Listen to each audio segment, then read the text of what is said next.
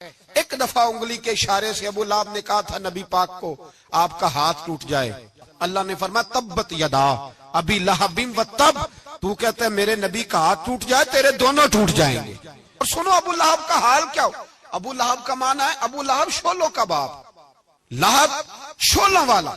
کیا مطلب؟ ابو لہب اتنا حسین و جمیل تھا کہ اس کے جو رخسار تھے شولوں کی طرح چمکا کرتے تھے، اتنا خوبصورت تھا، لال سرخ رنگ تھا، خوبصورت آدمی۔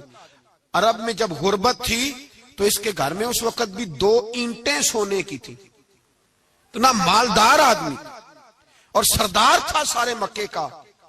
لیکن نبی پاک کی بے ادبی کی، تمہیں پتہ ہی نہیں کہ رب دنیا میں سب سے زیادہ ناراض ہی اس سے ہے جو اس کے رسول کا بے ادب ہے، سب سے زیادہ ناراض ہی اسی سے۔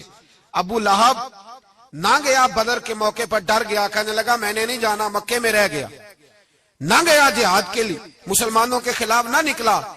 لوگوں نے بڑا اس کو لان تان کیا، لیکن کہنے لگا میرے خرچے پہ 4-5 بندے لے جاؤ، میں نہیں جاؤں گا، پیچھے رہ گیا۔ لوگ کہنے لگے بچ گیا، لیکن اس کے جسم کے اندر ایسی بیماری نکلی کہ ریشے سے بھر گیا سارا وجود، ریشے۔ اس کے بچوں نے لے جا کے ابو لہب کو پیچھے ایک حویلی تھی مکے کے باہر، اس میں بند کر دیا۔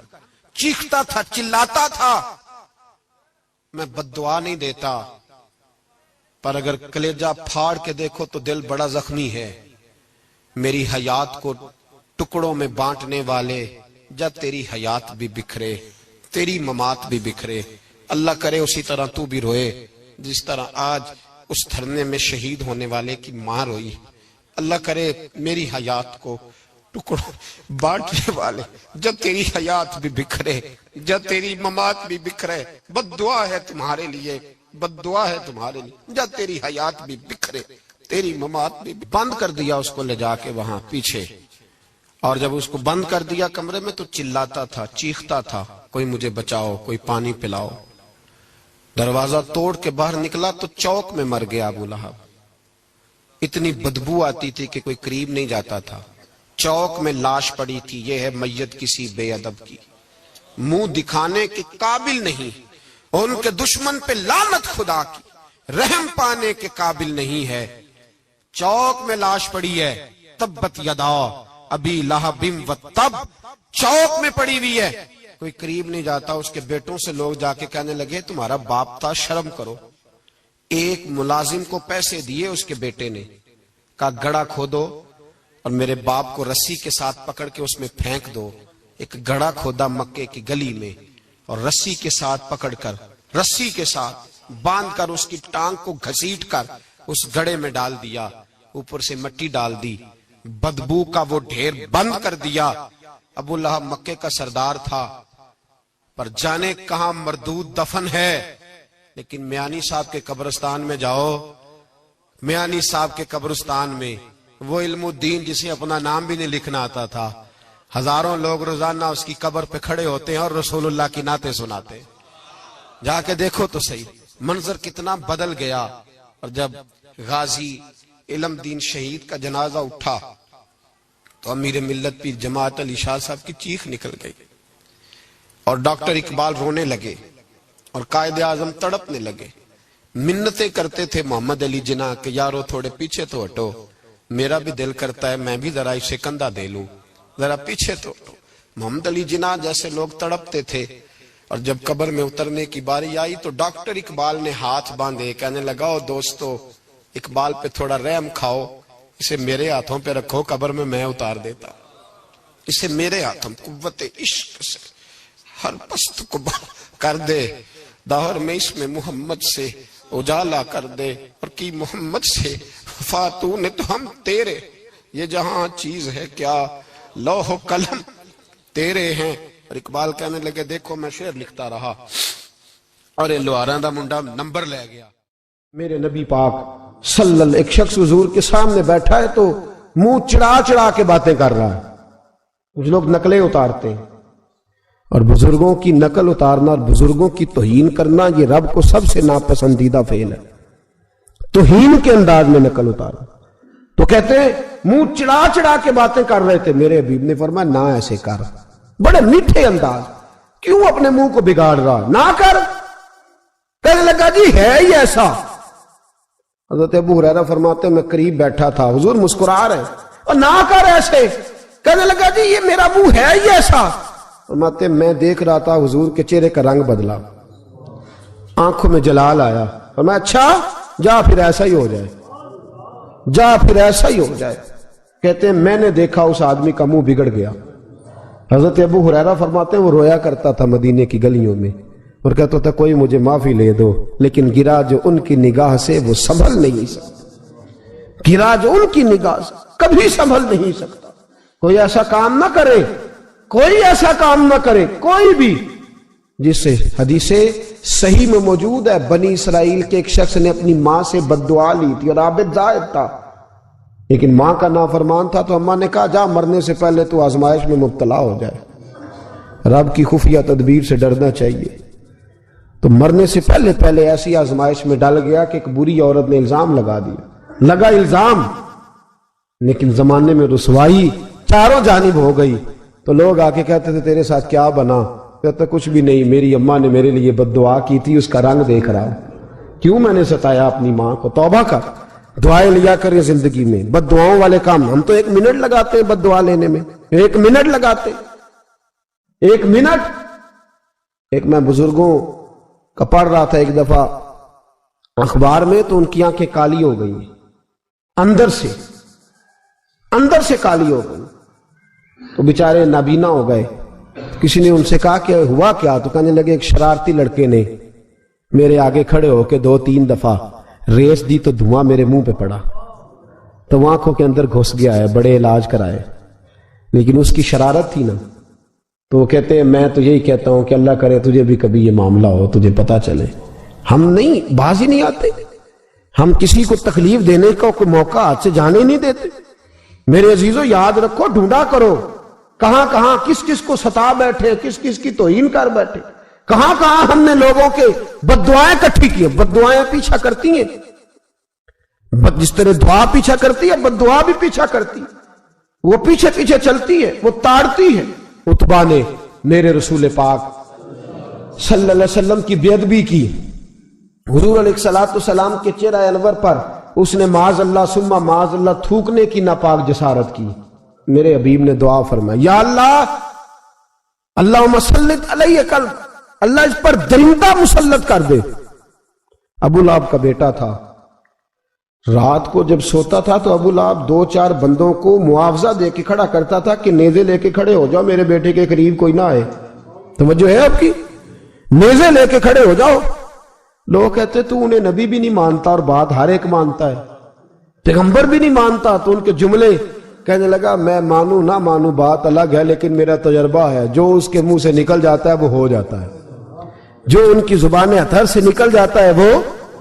ایک سفر پہ جا رہے تھے, قیام کرنا تھا, سونا تھا, 4 پہیاں لگی چاروں جانب, تو بیچ میں ابو لہب نے اپنے بیٹے کی 4 پائی لگائی, بیچ میں. جاگ رہے ہیں آپ لوگ؟ ارد گرد دوسرے لوگ سوئے بیچ میں, اور لوگ کہنے لگے تو پاگل ہو گیا ہے, اگر کوئی شیر آئے گا تو باقیوں کو نہیں کاٹے گا, صرف اس کو کاٹے گا. کہنے لگا بد دعا تو اس کے لیے ہوئی ہے, دعائے ضرر تو اس کو ملی ہے, اسی پہ مسلط ہوگا. شیر آیا رات کے اندھیرے میں, لوگ تھکے ہوئے تھے, ایک بندہ جاگ رہا تھا. وہ کہتا ہے اس نے سب کے منہ سونگے, لیکن کسی کو اس نے تکلیف, کسی کو تکلیف. سونگتے سونگتے عتبہ تک آیا, اور لفظوں کا فرق دیکھیے گا, آیا ہے, چیرا ہے, پھاڑا ہے, ٹکڑے کیے, حصے بکھرے کیے, لیکن ایک بوٹی بھی نہیں کھائی. مار دیا, چہرہ بگاڑ دیا, وجود کاٹ دیا, چلا گیا قتل کر کے, کھایا نہیں ایک لقمہ بھی اس کے وجود. بھائی درندے پھاڑنے آتے ہیں کہ کھانے آتے ہیں؟ وہ کھایا نہیں, پھاڑ کے چلا گیا. تو لوگ سویرے پوچھنے لگے صحابہ سے کہ ماجرا کیا ہے؟ تو گویا صحابہ زبان حال سے کہہ رہے تھے گستاخ کا گوشت گندا ہوتا ہے, جانور بھی نہیں کھایا کرتے, گندا ہوتا ہے. یہ ہے میت کسی بے ادب کی, منہ دکھانے کے قابل نہیں ہے. ان کے دشمن پہ لعنت خدا کی, وہ رحم پانے کے قابل نہیں ہے. میرے رسول پاک صلی اللہ علیہ وسلم کی زبان اطہر سے اگر کبھی کسی شخص کے لیے ایسا جملہ نکل گیا تو پھر اس نے بھی اس کا پیچھا کیا, لیکن میرے حبیب نے دعائیں ہی دی ہیں. ام حرام یہ بخاری کی حدیث ہے. ایک خاتون ہے رضی اللہ تعالیٰ عنہ، وہ کہتی ہیں ایک دن نا میں نے کہا یا رسول اللہ میرا دل کرتا ہے میرے گھر آئیں. تو حضور تشریف لائے تو بڑے تھکے ہوئے، محبوب سفر تھا، تو کہتے تھکے ہوئے تشریف لائے تو حضور آ کے بیٹھے ہی تو میں نے دیکھا کہ نیند کی طرف توجہ ہے حضور کی. کہتے میں نے تکیہ پیش کیا تو میں قربان جاؤں محبوب میرے گھر میں آرام کرنے لگے. کہتی ہم سارے نظارے دینے لگے، دیکھو ہم کتنے خوش قسمت ہیں کہ ہمارے بسترے بھی نور نالا نور ہو گئے، ہمارا گھر بھی چمک گیا، روشنی پھیل گئی. کہتے ہیں حضور سوئے، جب اٹھے نا تو مسکرا رہے تھے. حضور اٹھے تو اس زمانے میں کوئی تصور نہیں تھا بیڑی بیرے کا. کشتی جو سمندر میں چلتی ہے اس کا تصور ہی نہیں تھا، ابھی قریب قریب نہیں بنتی تھی وہ کشتیاں، دور دور علاقوں میں بنتی تھی. اور اگر بنتی بھی تھی تو ان میں بیٹھ کے مجاہد نہیں جاتے تھے، مجاہد خشکیوں کے رستے جایا کرتے تھے. بی بی کہتی ہیں حضور اٹھے تو مسکرا رہے تھے. تو میں نے کہا حضور آپ کیوں مسکرا رہے ہیں، خیر تو ہے؟ تو نبی پاک نے فرمایا میں نے دیکھا ہے سوتے ہوئے کہ میری کچھ امت کشتیوں پر بیٹھ کے بھی کافروں کے خلاف جہاد کرے گی، دریاؤں میں بھی. اقبال نے کہا نا دشت تو دشت ہے، دریا بھی نہ چھوڑے ہم نے، بحر ظلمات میں دوڑا دیے گھوڑے ہم. کشتیوں میں بھی جہاد کرے گی، میں نے دیکھا ہے. تو کہتی ہے میں نے فٹافٹ کہا یا رسول اللہ مجھے بھی شامل کر دے ان میں. حضور مجھے بھی ان میں. حضور ذرا جلدی جلدی دیکھا جو ان کو بانٹتے، تو میں نے بھی بڑھ کے پیار سے دستے عطا کے سامنے دستے طلب بڑھا دیا. میں نے بھی آگے بڑھ کے کہا حضور تھوڑی خیر ادھر، حضور مجھے بھی شامل کر دے. کہتے پہلے بوڑھی تھی. نبی پاک نے ہاتھ اٹھائے کہ یا اللہ اس کو بھی ان میں شامل کر دے. اب فرماتے ہیں سرکار کا وصال ہوا، کوئی جہاد نہیں ہوا سمندر والا. حضرت ابو بکر کے زمانے میں کوئی جہاد نہیں ہوا سمندر والا. مجھے لوگ کہتے تو نے مرنا کب ہے؟ میں نے کہا جب تک کشتی والا جہاد نہیں ہو جاتا. جب تک کشتی والا، جو دن کو کہہ دیا دن ہے تو دن نکل آیا، جو شب کو کہہ دیا شب ہے تو رات ہو کے رہی. خدا نے ان کی زبان کو وہ اختیار دیا، جو نکلی منہ سے ان کے وہ بات ہو کے رہی. فرمایا جب تک کشتی والا جہاد نہیں ہوتا میں نے مرنا. تو پھر بابے کو کہنے دو نا عرش فرشتے بانگا ملیاں، مکے پہ گئی شور، اور بلے شاہ ایسا نہیں مرنا. گالی بکی بلے شاہ ایسا نہیں مرنا ہے، مر گیا ہی کوئی اور تے بارت شاہ کدو مر دے جنہ کیتیاں نیک کمائیاں نے. بات ہی ختم کر دی، او کدو مر دے جنہ کیتیاں نیک کمائیاں نے. حضرت سلطان باہو رحمت اللہ علیہ فرماتے ہیں کامل پیر اونا دے باہو قبر جنہ دی جیوے. فرمایا میں نہیں مرتی. حضرت اسرائیل نہیں آتے وہ چھو کے گزرے گئے. کہتے بہنیں بھی چلی گئیں، بھائی بھی چلے گئے، خامد بھی چلا گیا، بچے بھی کئی گئے، اور میں اسی حالت میں. حضرت ابو بکر صدیق کا وصال ہوا، حضرت عمر کا وصال ہوا، حضرت عثمان کا گن رہے ہیں آپ لوگ. حضرت ابو بکر کے 2.25 سال، حضرت سیدنا عمر فاروق کے کم و بیش 10 سال، حضرت عثمان غنی کے تقریباً 11.5 سال. کتنا عرصہ ہو گیا؟ کہتی ہیں کوئی. پھر حضرت علی کے 4.5 سال. بی بی کہتی ہے میں ترو تازہ تندرست کی تندرست لوگ پہتے ہو، بی بی تیرے ساتھ والے سارے چلے گئے، تو کب جائے گی؟ تو میں کہتی ساڑھے نبی دی زبان، ساڑھے نبی دی زبان، ساڑھے واسطے قرآن، میں کیسے جاؤں؟ ابھی جہاد ہی نہیں ہوا. کہتے ہیں خلفائے راشدین نے پردہ کیا. حضرت امیر معاویہ کا دور آیا اور حضرت امیر معاویہ نے قسطنطنیہ کے لیے جب مجاہد بھیجے تو سمندر کا رستہ تھا. کہتی ہیں جب سواریاں جانے لگی تو کہنے لگے کچھ بیویوں کی بھی ضرورت ہے کھانا پکانے کے لیے. کہتی ہے میں ہاتھ بھی کھڑا کرتی رہی، درود بھی پڑھتی رہی، اور محمد کی صداقت پر شکر بھی ادا کرتی رہی. کہتے ہیں میں نے ہاتھ کھڑا کیا تو مجھے کچھ لوگ کہنے لگے بی بی تو سلیکٹ ہو جائے گی، تو بوڑھی ہے. تو کہتی ہے میں نے کہا سلیکٹ ہو کیا جاؤں گی، مجھے جانے والے سلیکٹ کر کے گئے ہیں، مجھے سلیکٹ کیا گیا ہے. جنہوں نے ظاہری پردہ کیا ہے نا سلیکٹ مجھے. حضور نے دعا کر دی تھی تو نبی پاک کی دعا. فرماتی ہیں میں کشتی میں بھی بیٹھی، جہاد بھی کیا، اور جس دن وہ جہاد ختم ہوا حضرت ام حرام کا وصال ہو گیا. تو لوگوں سے پوچھتے بی بی چلی گئی؟ کہنے لگے ہاں مصطفیٰ کا کیا ہوا وعدہ جو پورا ہو گیا ہے. میرے محبوب نے جس کو دعا دے دی، میرے رسول کریم نے جس کے لیے دعا کر دی. دوسرا درجہ والد کا. اگرچہ رسول پاک علیہ السلام کے والد گرامی آپ کی ولادت سے قبل تشریف لے گئے تھے، لیکن میرے حبیب پاک علیہ السلام نے جناب ابو طالب کے ساتھ جو رویہ رکھا اور پھر حضرت عباس کے ساتھ جو رویہ رکھا، پتہ کیا حال تھا؟ جب رسول پاک علیہ السلام فرماتے ہیں غربت تھی تو مجھے جناب ابو طالب نے پالا، ان کی زوجہ حضرت فاطمہ بنت اسد رضی اللہ تعالیٰ عنہ جو جناب علی المرتضیٰ کی والدہ ہیں، فرماتے ہیں کہ انہوں نے میری بڑی خدمت کی، مجھے گھر میں رکھا، پیار سے رکھا۔ میرے والد اور والدہ کے وصال کے بعد، چچا کے جانے، دادا کے جانے کے بعد چچا اور چچی نے پالا اور اس گھر کو ایک مکمل ماحول فراہم کیا۔ پھر ایک وقت آیا کہ جناب ابو طالب پہ غربت آئی۔ نبی کریم صلی اللہ علیہ وسلم بکریاں چرانے جاتے تھے اور وہاں سے جو اجرت لے کے آتے تھے سیدھی لا کے چچا کی ہتھیلی پہ رکھتے تھے، چچا کی ہتھیلی پہ رکھتے اور فرماتے تھے کہ چچا آپ اپنے مصارف کے لیے اس کو خرچ کر سکتے ہیں، یہ عالم۔ اور پھر چچا نے بھی تو کمال کر دی نا، پھر اس چچا نے بھی تو کمال کر دی نا۔ سارے لوگ کٹھے ہو کے آ گئے نا حضرت ابو طالب کے پاس اور آ کے کہا کہ جناب اپنے بھتیجے کو منع کیجیے ورنہ ساری برادری آپ کی مخالفت کرے گی، حد ہو گئی، اب حد ہو گئی، اب ساری ان سے کہیے کہ انہیں دولت چاہیے یا عرب کی کوئی خوبصورت عورت چاہیے یا معاذ اللہ کوئی اور چیز کا مطالبہ کرتے ہیں تو ہم دینے کو تیار ہیں، لیکن ان کو کہتے ہیں کہ یا تو تبلیغ چھوڑ دے، یا ان کا یہ بھی کہنا ہے کہ جو آپ کا مطالبہ ہے آپ بتلائیں۔ حبیب پاک علیہ السلام نے فرمایا کہ اگر وہ میرے سیدھے ہاتھ پہ چاند رکھیں، دوسرے پہ سورج رکھیں، پھر بھی میں اللہ کی توحید کا اعلان کرتا ہی رہوں گا، میں تو اس دعوے سے باز نہیں آؤں گا۔ جناب ابو طالب نے کہا بھتیجے پھر میں بھی بوڑھا ہو گیا ہوں۔ توجہ ہے آپ کی؟ میری بات سمجھ میں آ رہی ہے؟ جس آدمی کا بڑا سہارا ہو نا، بڑا، وہ جب کہتا ہے نا نہیں، بندہ کی نا کچھ امیدیں وابستہ ہوتی ہیں کچھ لوگوں کے ساتھ، وہ ایک دو چار لوگوں کو کام کہتے ہیں پھر انہیں پتا ہوتا ہے کہ فلاں آدمی سے میری امید وابستہ ہے، وہ کبھی نہیں جائے گا۔ جب ابو طالب نے کہا نا کہ میں پھر بوڑھا ہو گیا ہوں، تو اللہ کے حبیب اٹھے، حضور سید عالم صلی اللہ علیہ وسلم کی مقدس آنکھوں میں آنسو ہے، گویا حضور فرما رہے ہیں کہ چچا باپ کا الفت بھائی کی نہیں کرتا جائیداد کے تنازع میں جتنی بھتیجے اٹھ کے کرتے۔ جناب ابو طالب نے دیکھا کہ رسول پاک نے رخ پھیرا، آنکھوں میں آنسو ہے، اچھا چچا تیری مرضی، یہ لفظ کہے تو حضور کی آنکھیں بھر آئی۔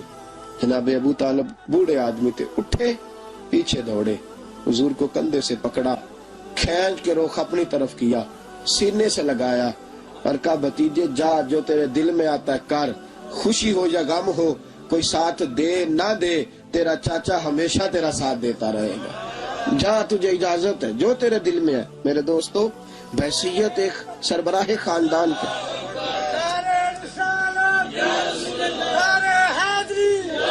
اب ان رشتوں کا اور پھر جب جناب ابو طالب کا وصال ہوا اور جناب خطیۃ الکبریٰ بھی اسی سال میں گئی تو عام الحزن کہا یہ غم کا سال ہے، یہ غم کا سال۔ رشتوں کا تقدس جو نبی پاک علیہ السلام کے آنے پہ قائم ہوا، قبل اس کے انسانیت اس سے آشنا نہ تھی۔ رشتوں کو جو محبت اور خلوص کا رنگ میرے مصطفیٰ نے عطا فرمایا، دنیا کے کسی قانون میں اس کا تصور بھی نہیں کیا جا سکتا۔ اللہ علیہ کے پاس نا ایک بوڑھی اماں اپنا بیٹا چھوڑ گئی، تو حضرت صاحب نے کو 2 4 5 مہینے رکھا، تو بعد میں اس کی اماں کو بلا کے کہا کہ بھئی تو بیوہ ہے، بیٹا تیرا یتیم ہے، میں نہیں چاہتا کہ اس کا وقت ضائع ہو، یہ پڑھنے والا کوئی نہیں، سارے نہیں بھائی پڑھنے والے ہوتے، اب یہاں علماء بیٹھے ہیں، میں بے ادب بھی نہ ہو جاؤں، کچھ پورے 8 سال لگا کے بھی آ جاتے ہیں، سند بھی ان کے پاس ہوتی ہے، ناراض نہ ہو جانا، یہ تو سب اچھے لوگ ہیں، سند ہوتی ہے پر پتہ کوئی نہیں ہوتا، یہ اعلیٰ حضرت نے لکھی ہے بات، سند ہوتی ہے، پوری ڈگری ہوتی ہے، اس پہ کئی لوگوں کے سائن بھی ہوتے ہیں۔ تو بہت سارے طالب علم ایسے ہوتے ہیں جو مدارس میں کہتے ہیں میں فاضل فلاں ہوں، لیکن کوئی شے پاس، تو مولانا سردار احمد صاحب محدث اعظم پاکستان رحمۃ اللہ علیہ اس بوڑھی کو کہنے لگے تیرا بیٹا کند دینا ہے، پڑھنا پڑھانا اس نے کچھ بھی نہیں، تو یتیم بچہ ہے، کل کو تو کہے گی کہ میرے بیٹے نے وقت ضائع کیا تو واپس لے جاؤ۔ بوڑھی اماں رونے لگ گئی، کہنے لگی میں پڑھانے تو نہیں لائی تھی،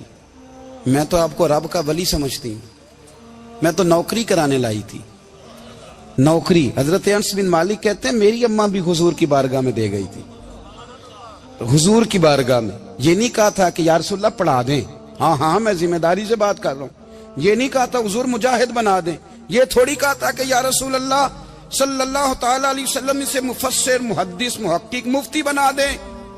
حضرت انس کی اماں کہہ گئی تھی سونیا جب تک یہ رہے گا نا آپ کی نوکری کرے گا، یہ گھر کے کام کاج کرے گا، ڈیوٹی کرے گا، حضور یہ آپ کی نوکری کرے گا۔ تو میرے محبوب نے پھر دعا کر دی، اللہ اسے برکت عطا فرما۔ تم سمجھتا ہے خدمت والا خالی رہ جاتا ہے؟ جتنا ذائقہ خدمت والے کو ملتا ہے، جو اس کے نصیب میں آتا ہے، وہ کسی کا نصیب کہاں بھائی۔ حضرت انس کہتے ہیں حضور نے دعا کر دی، برکت کی۔ مجھے تو کھیتی باڑی آتی بھی نہیں تھی، پر لوگوں کے باغ میں سال میں ایک دفعہ پھل لگتا تھا، میرے باغ میں 2 دفعہ لگتا تھا۔ حضور نے دعا کر دی یا اللہ اسے اولاد دے۔ فرماتے ہیں میرے بیٹے، میرے پوتے، میرے نواسے، میری بیٹیاں، فرماتے ہیں میں زندہ ہوں اور میری 100 اولادیں موجود ہیں۔ پریشان ہو گیا 100 سن کے کہ بچے 2 ہی اچھے، 100 اولادیں میری موجود ہیں۔ حضرت انس بھی مولانا سردار احمد صاحب کے پاس نا چھوڑ گئی بچہ، کہنے لگی حضرت جی میں کو پڑھانے کے لیے تھوڑا چھوڑ گئی ہوں، میں تو اس لیے چھوڑ کے گئی ہوں کہ آپ مہربانی کریں، خدمت کرائیں۔ تو حضرت جی کہنے لگے کوئی ایسا کام ہی نہیں، خدمت والا کیا کراؤں؟ کہنے لگی پٹھے پوا لیا کرو جی۔ ان لڑ پیندے نے کہنے نے بچے کام کر دیں مدرسے دا، حالانکہ اب کہاں بچے کام کرتے ہیں، اب تو گزر گیا دور، اب تو بچے کام کراتے ہیں۔ اب بچے بھی ناراض ہو رہے ہیں، گھور گھور کے دیکھ رہے ہیں، صحیح پہ رہا ہوں آپ کو، بچے کام کراتے ہیں، بچے کہاں کام کرتے۔ کہنے لگی یہ چارہ ڈالے کرے گا آپ کی بھینسوں کو۔ تو حضرت نے اس کو کہا کہ بی بی چارہ میری بھینسوں کو ڈالنے کے لیے میں نے بندہ رکھا ہوا ہے، تو جا لے جا۔ کہنے لگی ہاتھ باندھ کے حضور مہربانی کریں رکھ لیں، چارہ ڈالے گا۔ اور پتر توجہ سے چارہ ڈالنا حضرت کی بھینسوں کو۔ رونے لگی، حضرت نے رکھ لیا، مہینے کا خرچہ بھی دیتے۔ شام کو نا وہ سارا دن کام کرتا، شام کو آ کے پیروں میں بھی بیٹھ جاتا، حضرت جی لائیں تیل تھوڑا سا، پیر نہ دبا دوں۔ 8 سال ساتھ والے پڑھتے رہے، یہ بیچارہ نوکری کرتا رہا، میرا روپ بھی نہیں تے میرا رنگ بھی نہیں، اور مینو یار منان دا ٹانگ بھی نہیں۔ کبھی کبھی نا حضرت بلال حبشی فارغ ہوتے نا تو نبی پاک کی بارگاہ میں عرض کرتے حضور کوئی کام تو نہیں، سارے ہو گئے، حضور جاؤں ذرا، چلے جاتے۔ ایک دن سلمان فارسی کہنے لگے یا رسول اللہ یہ بلال کہاں جاتا ہے؟ فرمایا جا دیکھ کے تو آ۔ حضرت سلمان واپس آئے تو آ کے رونے لگے، کہنے لگے سونیا جب یہاں سے جاتا ہے نا تو جا کے سیدہ فاطمہ کی چکی پیسنی شروع کر دیتا، بی بی صاحبہ کے کام کرنے لگتا ہے، گھر میں جا کے اسنین کی ڈیوٹی کرتا ہے، وہاں بھی کام یہاں بھی کام۔ وہ چارہ ڈالتا رہا، اس نے چارہ ڈالا۔ حضرت محدث اعظم کی بھینسوں کو دستار فضیلت کا وقت آ گیا، سارے پگڑیاں سجا کے آ گئے، آج دستار ہوگی۔ یہ نہ پیچھے ہو کے بیٹھ گیا، چونکہ پڑھا ہی نہیں تھا تو دستار کاہے کی، دستار تو اس کی جو پڑھے گا، ہم نے تو پڑھا ہی نہیں، ہم نے تو یار پڑھا، گھر پڑھا، ڈیوٹی کری۔ حضرت محدث اعظم رحمت اللہ علیہ کے ہاں جب اعلان ہونے لگا نا کہ اب دستار ہوگی تو حضرت نے پہلا اعلان اس کا فرمایا۔ تو مت جان لا بندہ کپڑے بھی کدی کدی بدل دے نا، وہ کہتا ہے جس حال میں بھی تھا میں پلٹ کے دیکھنے لگا کہ پڑھا پڑھایا تو ہے، کوئی شے نہیں، تو یہ ماجرا کیا ہے؟ پیچھے سے اٹھ کے آئے تو کہتے ہیں باقیوں کی دستار کسی عالم نے کی، کسی صوفی نے کی، لیکن یہ بھینسوں کو چارہ ڈالنے والا جب آیا تو محدث اعظم نے فرمایا پگڑی کے بال کو کوئی ہاتھ نہ لگائے، یہ ساری دستار میں نے کرنی ہے۔ اور فرماتے ہیں حضرت بال بھی دیتے جاتے تھے اور آنسو بھی بہاتے جاتے تھے، ماتھا بھی چومتے تھے، اور فرماتے تھے دستار کے بعد چلا تو نہیں جائے گا یار، مجھے تو عبادت بھی نہیں رہ گئی، مجھے تو چابیوں کو بھی نہیں پتا کون سی کہاں رہتی ہے، جائے گا تو نہیں تو رو پڑا، کہنے لگا سونیا جائے تو وہ جس کے پلے کچھ ہے ہو، آتا جاتا تو ہے کچھ نہیں، مجھے کس نے رکھنا ہے، میں نے کہاں جانا ہے، ادھر کہاں تو ادھر ہی رہوں گا۔ وہ اس طالب علم کے سارے استاد بھائی کہتے ہیں اس نے دستار کرائی، پڑھا پڑھایا کچھ نہیں، پر جو مسئلہ اڑ جاتا تھا نا، وہ جو اڑ جاتا تھا نا، وہ جا کے اس سے پوچھتے تھے تو کتابیں کھولنے کی ضرورت نہیں پڑتی تھی۔ حضرت ام سلمہ رضی اللہ تعالیٰ عنہ کہتی ہے میں نے عرض کی یا رسول اللہ صلی اللہ علیہ وسلم میری بچی بڑی بیمار ہے، تو مجھے کسی نے کہا ہے یہ تھوڑی سی نشے والی چیز ہے، یہ بنا کے تیار کر کے دو صحیح ہو جائے گی، بیمار ہے بچی تو یہ نشے والی چیز ہے، اس کو تیار کر کے دو، تھوڑا نشہ ہے۔ اگرچہ بعض، میں نے شروع میں کہا، بعض لوگ مریض کو، سخت مریض کو ایسی ادویات جو مجبوری بن جائے اس کی گنجائش اور اجازت دیتے ہیں. محتاط علماء تو اس میں بھی بہت ساری چیزیں پہلے بیان کرتے ہیں، لیکن اس نے کہا جی میرا نشہ دینا ہے شفا کے لیے. حضرت ام سلمہ کہتی ہے میرے نبی پاک نے میری طرف دیکھا، میری طرف، تو میں نے کہا یا رسول اللہ آپ کیا فرمانا چاہ رہے ہیں؟ تو نبی پاک نے فرمایا ام سلمہ کبھی ناپاک چیز میں بھی شفا ہوئی ہے، کبھی ناپاک چیز میں بھی، کبھی شراب اور خمر میں بھی شفا ہو سکتی ہے. شفا رب کریم نے رکھی ہے پر شہد کے اندر رکھی ہوئی ہے، شفا اللہ نے رکھی ہے قرآن مجید میں رکھی ہوئی ہے. تو اس میں بھی کبھی یہ حضور نے بیان کیا ہے کہ اس کے اندر شفا ہو سکتی، تو امت کتنی دلیری کرتی ہے جو یہ مشورے دیتی ہے کہ اس کے اندر نشہ ہے، شراب ہے، تو کھانسی چلی جائے گی تو فلانی بیماری چلی جائے گی. نہ آؤ ان چیزوں پہ، نہ اپنے ایمان کو خرابی دو، اور نہ ایسی باتیں کرو جس سے کہ ڈائریکٹ رسول اللہ صلی اللہ علیہ وسلم کے واضح ارشادات کی مخالفت ہو. میرے نبی پاک صلی اللہ علیہ وسلم نے فرمایا. اور پھر کچھ لوگ کہتے ہیں تھوڑی پی ہے جی. اب تو میں تجزیے میں پڑھ رہا تھا کہ ایسی شراب ایجاد ہو گئی ہے، لوگ شراب پیتے ہیں اور وہ مست بھی رہتے ہیں، کار بھی چلاتے رہتے ہیں، کہتے ہیں جی نہیں ہمارا ذہن معاف نہیں ہوا تو یہ والی صحیح ہے، نشہ نہیں لاتی. میرے نبی پاک صلی اللہ علیہ وسلم نے فرمایا جس چیز کی تھوڑی مقدار، زیادہ مقدار حرام ہے اس چیز کی تھوڑی مقدار بھی حرام ہے، جس کی زیادہ مقدار حرام ہے اس کی تھوڑی بھی. تو خمر اور شراب اگر فل پینا جائز نہیں تو تھوڑی پینا بھی جائز، یہ حرام ہے اور حرام تھی اور قیامت تک حرام ہی رہے گی. میرے نبی پاک صلی اللہ علیہ وسلم نے منع کیا اور حضور نے اظہار ناپسندیدگی فرمایا، اور میں 40 دن تو عبادت ہی قبول نہیں ہوتی شراب پینے والے جب تک سچی توبہ نہ کرے. یہ لفظ جب ادا کرتا ہوں تو شرم سے میری زبان لڑکھڑاتی ہے کہ یار درباروں پہ بھی نشہ بکتا ہے. میں یہ بات کر رہا ہوں صوفیاء کا ترجمان، درباروں پہ، مزاروں پہ. اور سجادہ نشینوں تمہیں زمین نگل جائے، آسمان تمہیں لے اڑے، تم پر قہر نازل ہو، تم نے باپ دفن کر کے تو وہاں نشے کا اڈا بنا لیا، ماؤں سے بیٹے چھیننے لگے ہو، عورتوں کے سروں سے کپڑے چھیننے لگے ہو، سہاگ مارنے لگے ہو، بیٹیاں اور بیٹے یتیم کرنے لگے ہو، نشہ بیچتے ہو درباروں اور مزاروں پہ. یہ تماشا لگ گیا. آپ کیسے کروں یہ بات، پر کرنی پڑ رہی ہے، مجبوری ہے، یہ مضمون مکمل نہیں ہو سکتا.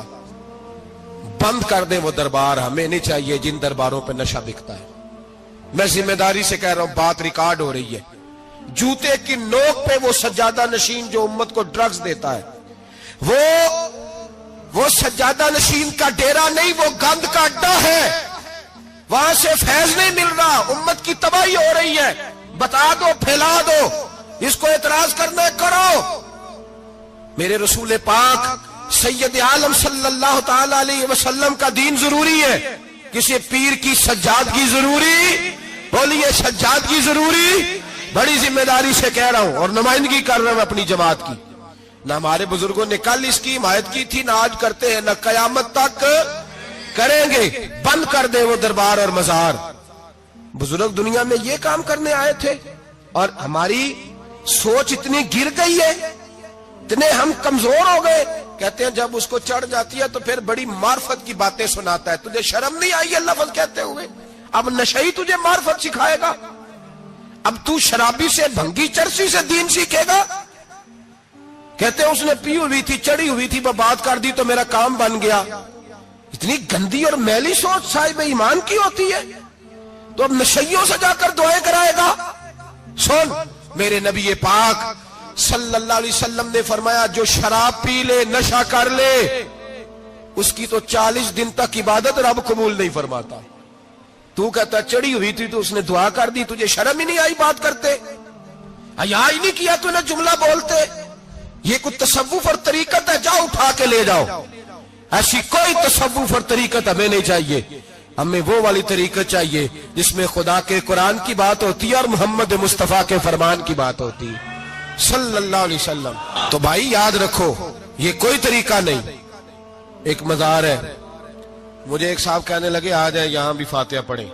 میں نے کہا یہاں کیا ہے؟ کہنے لگے تھے تو بابا جی نشہ وشا کرتے، پر اب سنا ہے لوگوں کی منتیں بڑی پوری ہوتی ہیں، مجھے جذبات بڑے کم آتے ہیں۔ میں نے اس آدمی کو گریبان سے پکڑ لیا، میں کہ ادھر ہٹ، وہ تو نشہ کرتا تھا اور تو جاتا تھا، تیری یہ کیسے طاقت ہوئی؟ تو نے مجھے مشورہ دے دیا، تو ہمیں کمزور سمجھتا ہے؟ ہم کمزور ایمان کے لوگ ہیں، اور میں یہاں تجھے کہوں گا نہیں نہیں میں یہاں نہیں جاتا، میں وہاں جاتا ہوں۔ بالکل کوئی لگی لپٹی بات نہیں، کھری بات۔ تصوف وہ، دربار وہ جہاں قرآن پڑھا جائے اور رسول اللہ کی حدیث سکھائی جائے، باقی کوئی مطلب نہیں کسی قسم کا۔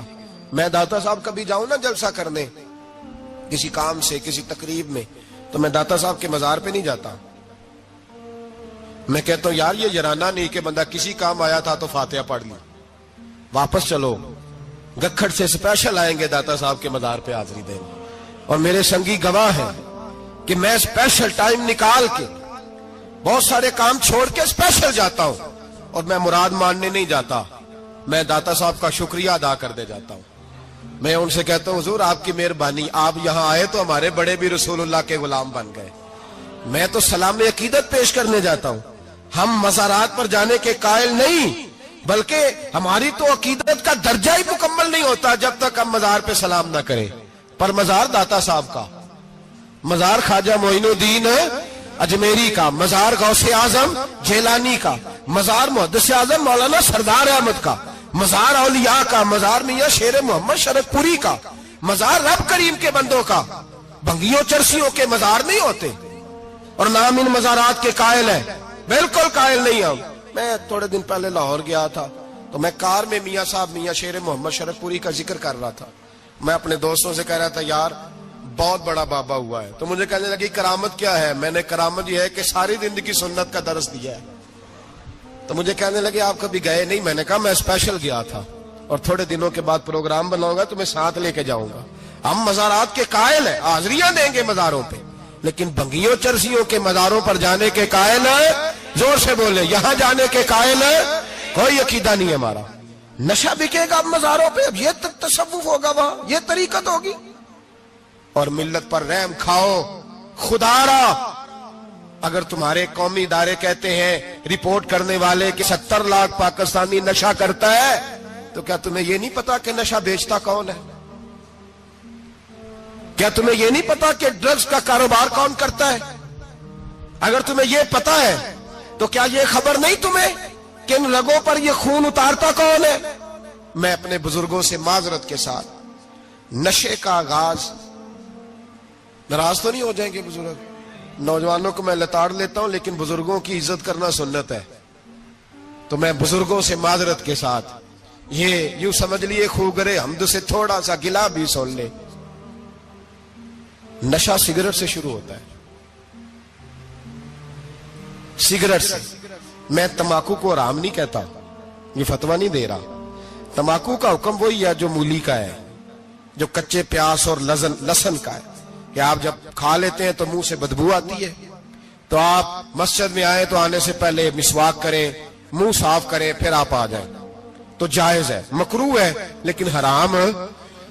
لیکن تمباکو سے آگے جب حالات بڑھتے ہیں، تجزیہ نگاروں نے لکھا ہے کہ ہمارے پنجاب کے کچھ علاقوں میں اب سگریٹ سے نکال کے نا، پہلے بھی بھرتے تھے لوگ اس میں بڑا کچھ، اب پتہ ہے کہ نیا نشہ ایجاد کیا ہے، اب اس کے اندر چرس بھی بھرتے ہیں، اور چھپکلی کو مار کے، سکھا کے، خشک کر کے، اس کو پیس کے وہ ساتھ نشے کے ملاتے ہیں، اور اس کا حال یہ ہوتا ہے کہ آدمی کو زیادہ نشہ ہوتا ہے، اور کہتے ہیں وہ اتنا گند ہے کہ وہ آدمی کسی کو دانت بھی لگائے گا تو وہ بندہ بھی بیمار ہو جائے گا۔ کیا یہاں لوگ اسپرٹ نہیں پیتے آپ کے ملک میں؟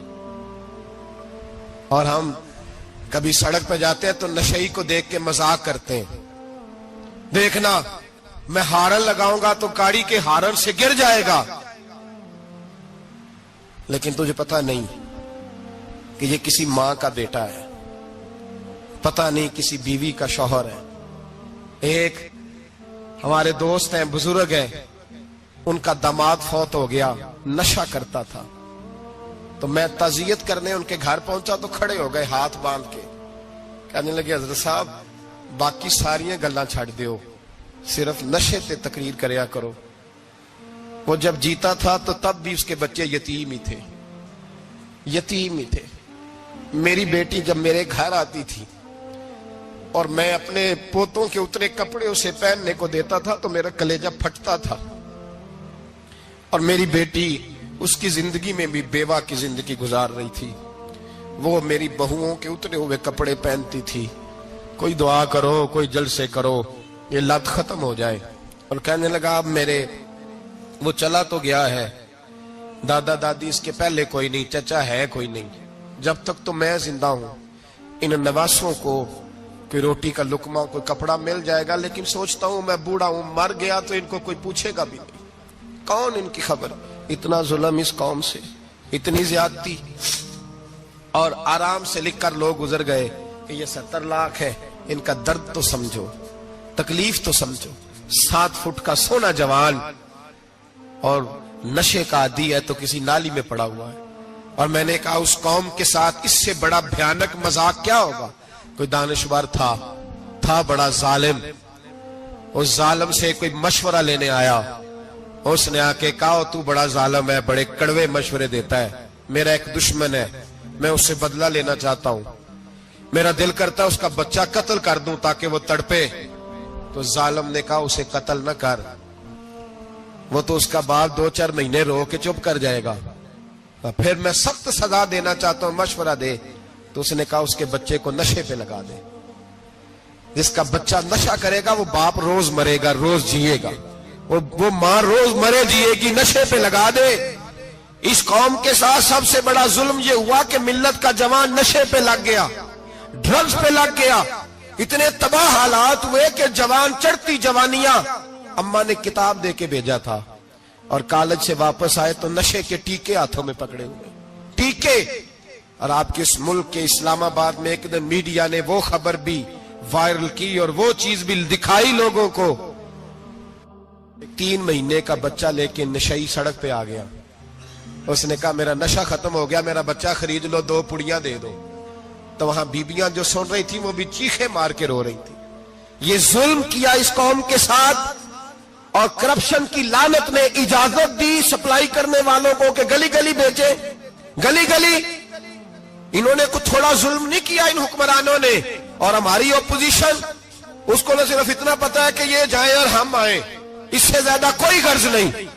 بھائی کرپشن کے خلاف نکلے ہو تم, نشے کے خلاف کس دن نکلو گے, جوئے کے خلاف کس دن. قوم تو مر رہی ہے نشے سے, اس کے خلاف میدان میں کب آؤ گے. صرف اتنا ہے کہ یہ جائیں اور ہماری باری آئے, اس سے زیادہ کچھ نہیں. پہلا رب نو یار دا شوق ہویا,